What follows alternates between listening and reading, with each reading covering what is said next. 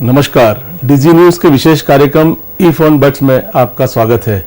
आज हम इस कार्यक्रम में बात कर रहे हैं भारतीय प्रशासनिक सेवा की निलंबित अधिकारी दुर्गा शक्ति नागपाल के निलंबन पर, और इस पर स्टूडियो में बातचीत करने के लिए हमारे साथ हैं भारतीय पुलिस सेवा के सेवानिवृत्त अधिकारी विनय अग्निहोत्री जी, जो कि आईजी की पोस्ट से रिटायर हुए हैं, और उन्हें यह भी सौभाग्य प्राप्त है कि वे आईपीएस सेवा में रहते हुए आईएफएस में प्रतिनियुक्ति पर लंदन और जर्मनी में 5 वर्षों तक रहे हैं।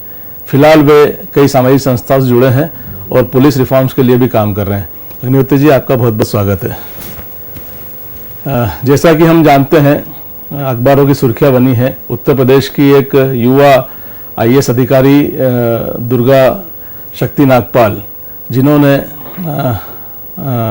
पिछले 5-7 दिनों से पूरे देश को झकझोर कर रखा है, उन पर आरोप है कि उन्होंने नोएडा स्थित अपने प्रभाव क्षेत्र में एक मस्जिद की दीवार को ढा दी और उत्तर प्रदेश सरकार ने रातों रात उनका निलंबन कर दिया। इस निलंबन के बाद से ही पूरे देश में उनके पक्ष में एक माहौल बना, पूरे देश की मीडिया और तमाम राजनीतिक पार्टियां उनके पक्ष में आ खड़ी हुई है। तो आज हम इस मुद्दे पर आपसे बात करेंगे। सबसे पहले आपकी प्रतिक्रिया क्या है इस मामले में?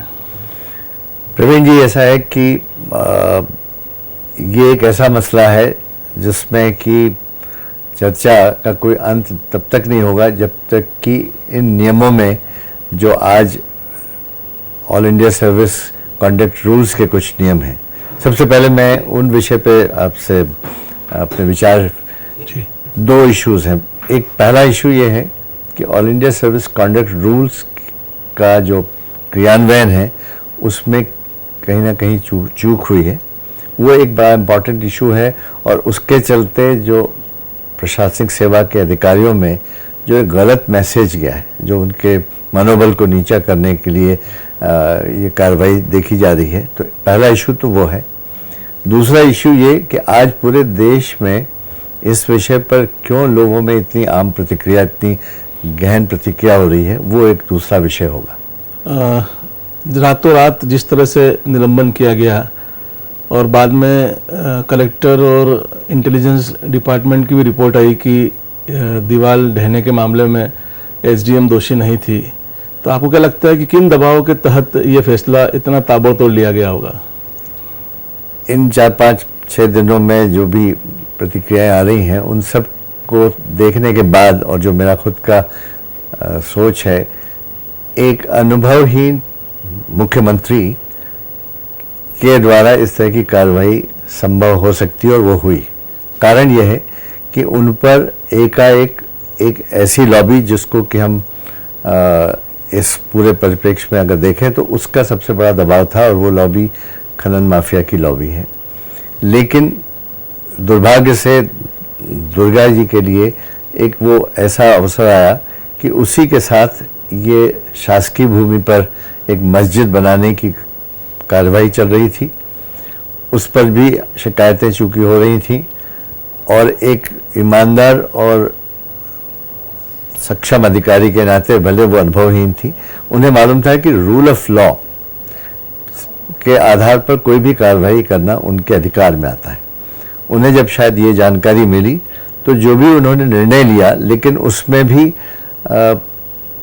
मुख्यमंत्री और जो वहाँ के जो नेता हैं, उन्होंने उस सारी चीज़ को इस तरह से पेंट किया जैसे कि ये कार्रवाई जिसमें अपरेंटली जिसको लेकर के उनका निलंबन किया गया है, उससे कम्युनल हार्मनी डिस्टर्ब होती, जो कि तो टोटली गलत था।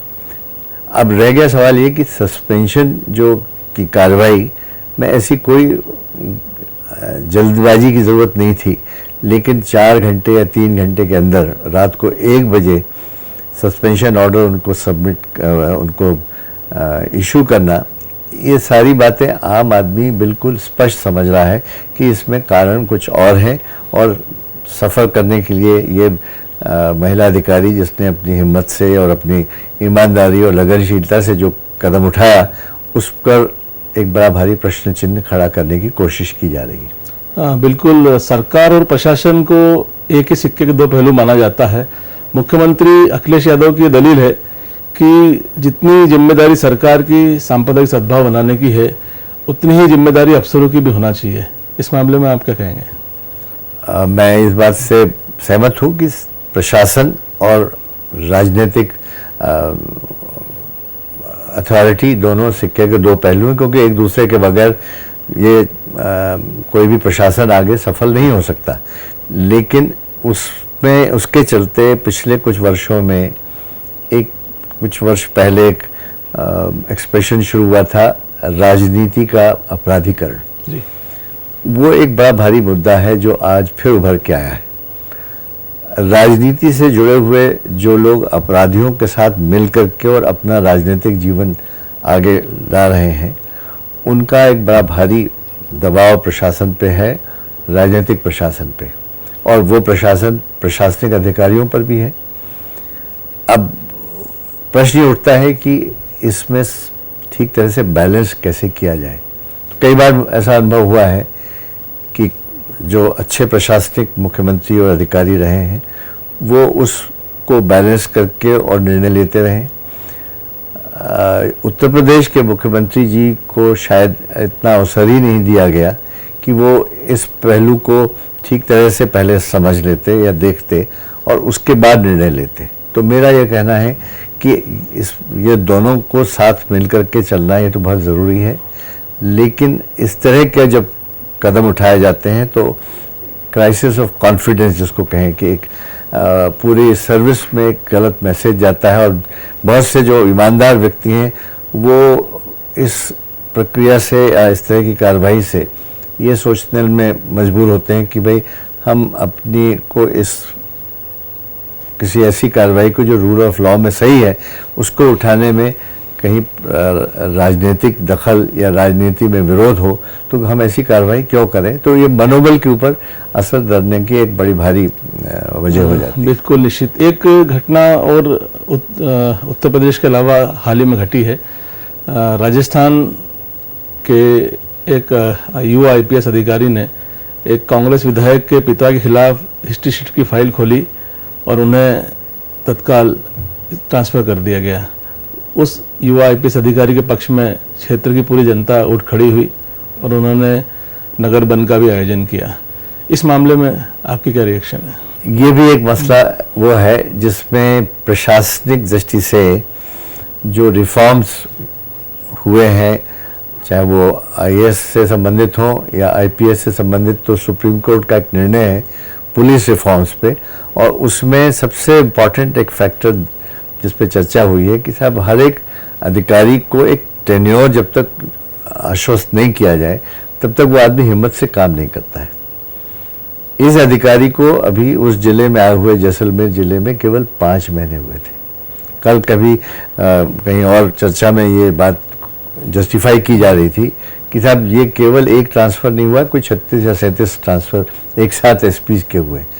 तो आप इसको एक ऐसी सब झाड़ू से नहीं झाड़ सकते हैं।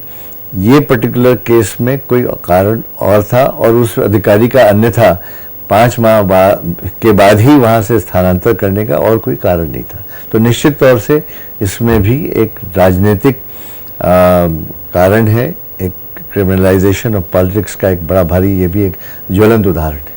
इस तरह के जब किस्से सामने आते हैं तो जो भारतीय प्रशासनिक सेवा का संघ है या भारतीय पुलिस सेवा का संघ है, ये पूरे दृढ़ता से सामने क्यों नहीं आता? इनके सामने क्या मजबूरी या कमजोरी रहती होगी? मतलब ये भी एक आपका प्रश्न बहुत सही है। दुर्भाग्य से तो रोजमर्रा की दुर्गा शक्ति की बात करें तो उनका निलंबन मुख्यमंत्री ने उसकी ऑर्डर साइन नहीं की। कहीं ना कहीं प्रमुख सचिव स्तर का कोई अधिकारी होगा, सचिव स्तर का होगा, तो ये लोग क्यों नहीं उस समय दृढ़ता से मुकाबला करते हैं? मैं उसको पुनः उससे जोड़ूंगा जिसको कि राजनीति का प्राधिकरण की बात है कि कुछ तो भय एक हर प्रशासनिक अधिकारी में रहता है कि मुझे यहाँ अगर कुछ समय अपने किसी जिले में या किसी पद पे रहना है तो राजनेताओं के साथ एक अच्छे सौहार्द संबंध बने रहे। उसके चलते बहुत से कॉम्प्रोमाइज़ ज़रूर करना पड़ते हैं, लेकिन इस हद तक कॉम्प्रोमाइज़ करना मैं समझता हूँ गलत था। ये एक ऐसा मसला था जिसमें कि पूरे सीनियर आईएएस ऑफिसर्स को एकजुट होना था और इस पर जो सलाह दी गई मुख्यमंत्री को, उस सलाह में स्पष्ट करना चाहिए था कि ये मामला निलंबन के लिए उपयुक्त नहीं है। लेकिन कुछ ऐसे कारण रहे होंगे जो कहना मुश्किल है, लेकिन दुर्भाग्य है। अब निश्चित तौर पर इसमें राजनीति भी शुरू हो गई है कि यूपीए की चेयरपर्सन सोनिया गांधी ने प्रधानमंत्री को पत्र लिखकर कहा कि ये सुनिश्चित किया जाए कि दुर्गा शक्ति नागपाल के साथ अन्याय ना हो।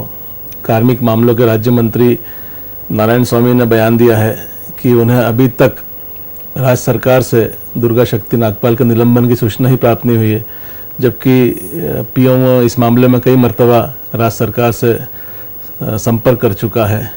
तो ये सिर्फ निलंबन ही है कि और कुछ भी इसके पीछे नजर आता है आपको?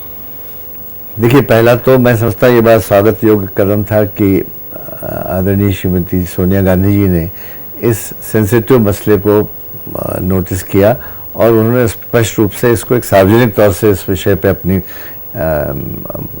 ओपिनियन जाहिर की। उसमें शायद कई कारण हो सकते हैं, एक महिला अधिकारी, वो भी युवा, अनुभवहीन, तो और पूरे देश में जो एक माहौल बना हुआ था वो सब का भी एक बड़ा इम्पॉर्टेंट फैक्टर रहा होगा। लेकिन दुर्भाग्य से उसकी प्रतिक्रिया जो देखने को मिल रही है केंद्र सरकार के वरिष्ठ स्तर पे, वो भी दुखद है। आज जवाब देकर के हम लोग उन अधिकारियों को, जब हम सर्विस में भी थे तो उनको इस बात से बहुत रोका करते थे कि जो काम तुरंत हो सकता है, जो नियम अनुसार है, उस पर आप निर्णय तुरंत क्यों नहीं ले सकते? क्यों ये कहा जाए कि आप एक परीक्षण होगा फिर देखा जाएगा? कि ये मामले बड़े स्पष्ट हैं। तो अब इस पर ये चर्चा चली है कि केंद्र सरकार तक रिपोर्ट जाएगी, फिर केंद्र सरकार उसका अध्ययन करने के बाद निर्णय लेगी। ये भी ठीक है, क्योंकि एकदम तुरंत तो शायद केंद्र सरकार ने संभव रखा है कि यदि दुर्गा शक्ति अपील करेगी तो तब अन्यथा तो ये कुछ हद तक तो सही है। लेकिन इसमें मैं दूसरी इसी से जुड़ी हुई बात कहना चाहूँगा कि आज जो नियम कायदे हैं और इंडिया सर्विस कॉन्डक्ट रूल्स में, उसमें कहीं ना कहीं एक ऐसा क्लॉज आना चाहिए कि इस तरह के फैसलों पर कैसे प्रतिबंध किया जा सके या उनको एकाएक किसी का निलंबन, आम तौर से जब तक बहुत ही गंभीर कोई आरोप ना हो, नहीं किया जा सकता। निलंबन करने से पहले एक स्पीकिंग ऑर्डर लिखित उसमें चीज़ें होनी चाहिए कि आपके इस कार्रवाई से ये संभव हो सकता था। इसलिए यूपी में ही अगर देखा जाए तो पिछले 6 माह या जब से ये नई सरकार है, कम से कम 4 जिलों में हिंदू मुस्लिम दंगे हुए, कम्युनल राइट्स हुए, लेकिन वहाँ इतना सख्त कदम क्यों नहीं उठाया गया, ये भी एक प्रश्न है। और एकाएक जहाँ पे कम्युनल टेंशन जैसी कोई चीज़ थी नहीं, मेरा ख्याल है दोनों पक्ष के लोगों को ये मालूम था कि ये जो दीवार बन रही है वो एक सरकारी ज़मीन पे बन रही है जो कि गैर कानूनी है, और उसी में सुप्रीम कोर्ट का एक निर्णय जो है उसका आधार लेकर के एसडीएम ने जो निर्णय लिया होगा, और वो खुद वहाँ मौजूद भी नहीं थी, तो सस्पेंशन के लिए उनके खिलाफ ऐसा कोई भी कारण नहीं था। तो ये बहुत बड़ा एक मसला है जो शायद केंद्र सरकार को बड़ा गंभीरता से अब तय करना होगा कि इस तरह की कार्रवाई, इस तरह की जो एक रातों रात निर्णय है, उससे जो एक मोराल, जो लोगों के मनोबल गिरना है, उसको कैसे रोका जाए। एक ये भी देखने में आया है कि चाहे आईएएस अधिकारी हो या आईपीएस अधिकारी हो, जो ट्रांसफ़र या पोस्टिंग और सस्पेंशन का शिकार बनते हैं वो अधिकतर युवा होते हैं। मध्य प्रदेश में भी कुछ साल पहले खनन माफिया को रोकने में एक अधिकारी की जान गई थी, वो भी युवा थे। अपन राजस्थान की बात करी, वो अधिकारी भी युवा है। तो कहीं ना कहीं युवा अफसर के साथ ज़्यादा इस तरह की घटना होती है। क्या वो टकराव को खुद न्योता देते हैं या कहीं ना कहीं अनुभव की कमी उसमें एक पार्ट? मैं समझता हूँ जैसे जैसे आदमी थोड़ा अनुभव बढ़ता जाता है तो बहुत सारी चीज़ें फिर कॉम्प्रोमाइज़ करने लगता है कि कोई दबाव ना आए या कोई रास्ता बीच का निकाल के। लेकिन जब युवा है उसके मन में तो केवल ये है कि ये कानून है, ये नियम है और ये मेरे अधिकार है। इसलिए आप जो कह रहे हैं सही है कि अधिकतर ऐसे प्रकरण ज़्यादा देखने में मिलते हैं। लेकिन मैं एक बहुत पुराना अनुभव आपको बताना चाहूँगा जी। 1964-65 मध्य प्रदेश में द्वारका प्रसाद जी मिश्र का एक शासन था और वो अपने ज़माने में एक बहुत ही काबिल और एडमिनिस्ट्रेटर गिने जाते थे और कहीं भी राजनीतिक दबाव से वो उस वक्त मिस्टर के.एफ. रुस्तम जी प्रदेश के आईजी थे और उस अवधि में चंबल क्षेत्र में डाकुओं का एक बड़ा भारी समस्या थी। विनोबा जी ने कुछ उस संबंध में कोई अपनी एक सोच जाहिर की जो अखबारों में छपी और उन्होंने शायद पुलिस एक्शन पर कुछ सवाल उठाए। मिस्टर रुस्तम जी प्रोफेशनल पुलिस ऑफिसर, वो ज़मीनी परिस्थितियों को जानते थे। उन्होंने खुल करके विनोबा जी के इस प्रस्ताव का विरोध किया और उन्होंने शासन को, मीडिया को ये जाहिर किया कि अगर हम उन तरीकों से डाकूग्रस्त समस्या का निराकरण करने जाएंगे तो कभी संभव नहीं है। आज अगर कोई इस तरह का बयान दे देता है तो शायद वो हिम्मत उसमें इसलिए नहीं है क्योंकि उसे डर है कि उसके उस बयान से प्रतिक्रिया क्या होगी। लेकिन रुस्तम जी साहब के बयान पे बड़े डीपी मिश्रा ने पूरी तरह से अपनी मुहर लगाई और डाकू अभियान जो है गंभीरता से चला और मैं समझता हूँ कि 70 के दशक तक आते आते उन सब कारणों से आज चंबल का क्षेत्र डाकू समस्या से सुरक्षित हो गया है। तो मेरा ये कहना है कि कई बार अधिकारियों को और जो तालमेल है वो बहुत ज़रूरी है जो धीरे धीरे ख़त्म हो रहा है। अब आपको क्या लगता है इस केस में क्या क्या चीज़ें हो सकती है, एक दो पहलू जो आपके हिसाब से? सबसे पहला तो मेरा ये सोच है कि केंद्रीय सरकार को इस पूरे प्रकरण में रिव्यू करने के बाद इनका सस्पेंशन रिवोक करना चाहिए, समाप्त करना चाहिए। बिकॉज आज एक आम आदमी भी जो रोज़ इस अखबारों में पढ़ता है या टीवी में देखता है उसकी पूरी सहानुभूति इस युवा अधिकारी के साथ है, क्योंकि वो सब ये जानते हैं कि ऐसा कोई काम उन्होंने नहीं किया था कि उनको इस हद तक लाके खड़ा किया जाए। तो सबसे पहले तो जो केंद्र सरकार में डिपार्टमेंट ऑफ पर्सनल जहाँ पे ये मामला डील होगा वहाँ राजनीतिक कंसिडरेशंस को छोड़ करके प्रशासनिक कंसिडरेशंस पे जल्द से जल्द निर्णय लेना चाहिए। लेकिन वो ऐसा लगता है कि और बहुत सारे प्रशासनिक के अलावा राजनीतिक प्रकरण है। आज जो लोकसभा सेशन में है वहाँ सारे बहुत सारे मसले हैं जिस पर कि दीगर पॉलिटिकल पार्टीज़ को फूड बिल जैसे फूड बिल है, ये है, तो कितना समय लेंगे, लेकिन आगे पीछे मैं समझता हूँ ये सस्पेंशन समाप्त होगा। और इसकी दूसरी जो पहलू है, जांच करने के लिए प्रावधान है all India service conduct rule में कि इंडिपेंडेंट अथॉरिटी या इंडिपेंडेंट, आप अगर उन्हीं के कमिश्नर को, डिवीजनल कमिश्नर को ये जांच देते हैं तो संभवतः उस जांच में कहीं ना कहीं कुछ कमी रह जाएगी, क्योंकि वो इंडिपेंडेंट नहीं मान सकते।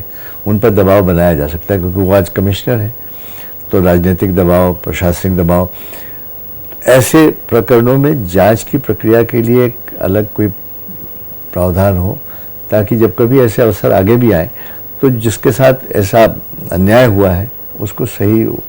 आज सीबीआई पे भी लोग उंगली उठाते हैं, जबकि हम ये मान के चलते हैं कि सीबीआई एक ऐसी इंडिपेंडेंट स्वतंत्र एजेंसी है। तो ऐसे प्रकरणों में एक तो जांच इंडिपेंडेंट अथॉरिटी से हो। दूसरा, all India service conduct rules में जो अमेंडमेंट की बात चल रही है, शायद केंद्र में भी इस विषय पे सुझाव आए हैं। बहुत सारे वरिष्ठ जो प्रशासनिक अधिकारी अब सेवानिवृत्त हो चुके हैं उन्होंने भी इस बात पे कोशिश की है कि इस तरह के प्रावधान होने चाहिए कि एकाएक कोई सस्पेंशन के लायक अगर प्रकरण नहीं है तो ये अधिकार एकदम से नहीं उपलब्ध होना चाहिए। और तीसरी जो मैं बात समझता हूँ कि जो इस तरह के गलत निर्णय हैं, इन निर्णय का भुगतान भी तो किसी को करना चाहिए, वरना बात आई गई हो जाए और उसके बाद ना जो कुछ भी नुकसान या तकलीफ है वो एक ही व्यक्ति ने उठाया और उसके बाद उसको आप निलंबन से बहाल भी कर देंगे, लेकिन उसका मानसिक तौर से, उसका शारीरिक तौर से जो भी उसको, तो ये एक प्रावधान पर भी चर्चा है कि चाहे वो राजनीतिक अधिकारी हों चाहे प्रशासनिक, अगर उन्होंने गलत निर्णय लिया है तो उसका कॉम्पनसेशन, मुआवजा उनसे इंडिविजुअली वसूल होना चाहिए। निश्चित तौर पर बड़ी सारगर्भित बात कही अग्निहोत्री जी ने कि आखिर इस पूरे घटनाक्रम का जिम्मेदार कौन है। यदि कोई जिम्मेदार है तो उससे भी उस बात का हर्जाना वसूल किया जाना चाहिए। हमने स्कूली दौर में एक कहानी पढ़ी थी कि एक राजा एक अवैध दीवार को लेकर एक जांच बिठाता है। सबसे पहले जांच में दीवार बनाने वाले कारीगर को बुलाया जाता है कि तुमने दीवार गलत बनाई है, तुम इसके दोषी हो। फिर वो कहते हैं कि नहीं साहब, हम तो सही बना रहे थे, लेकिन वहाँ से शहर के कोतवाल का एक जुलूस जा रहा था और उसके कारण हमारी इस दीवार में व्यवधान पड़ा और हमने गलत बनाई। कोतवाल को हाजिर किया गया, कोतवाल को सज़ा सुनाई गई। कोतवाल ने कहा नहीं साहब, मेरी गर्दन जो है वो इस फांसी के फंदे के लायक नहीं है। इसके बाद केस चलता रहा और अंततः राजा ही दोषी पाया गया। मैं इस कहानी का भावार्थ ये है कि आखिर कोई भी पक्ष जिम्मेदारी लेने को तैयार नहीं है और गेंद वापस जाके राजा के पाले में चली जाती है। इसी तरह का केस दुर्गा शक्ति नागपाल का भी नजर आ रहा है। उन्हें ताबड़तोड़ निलंबित तो कर दिया गया, लेकिन उसका दोषी कौन है इसको लेकर कवायदें चल रही हैं और कोई भी अपनी जिम्मेदारी लेने को तैयार नहीं है। आपने इस मुद्दे पर डीजी न्यूज़ के विशेष कार्यक्रम में अपने विचार रखे, आपका बहुत बहुत धन्यवाद। दर्शकों, डीजी न्यूज़ पर यह था आज विशेष कार्यक्रम इफ एंड बट्स, और आप डीजी न्यूज़ की ताज़ा तरीन खबरों के लिए देखते रहिए डीजी न्यूज़।